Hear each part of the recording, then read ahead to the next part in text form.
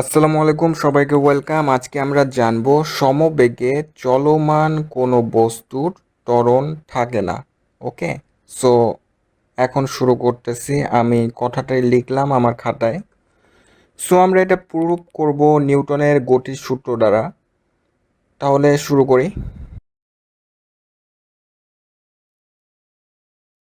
এখন কোনো বস্তুর আদি বেগ ইউ এবং টি সময় পরে এর বেগ যদি ভি হয়, সেক্ষেত্রে ত্বরণ কি হবে সেটা আমরা লিখব। সো টি সময় পরে এর বেগ ভি হলে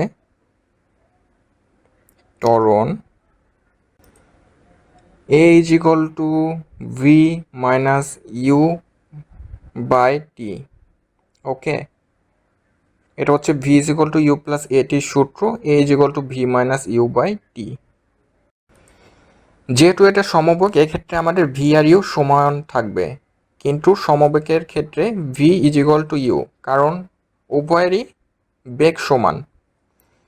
সুতরাং আমরা পাই উপরের সমীকরণ যেটা লিখছি সেখান থেকে আমরা পাই যে কোনো একটা চেঞ্জ করলে হবে v by u, u minus u by t, কারণ ভি আর ইউ সমান, আর জিরো বাই টি সমান জিরো হচ্ছে।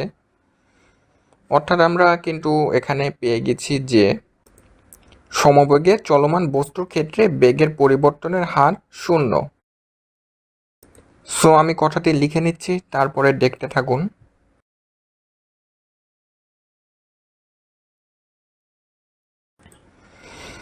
যেহেতু এর বেগের পরিবর্তনের হার শূন্য, এখানে কোনো ত্বরণ থাকে না, অর্থাৎ ত্বরণ থাকে না।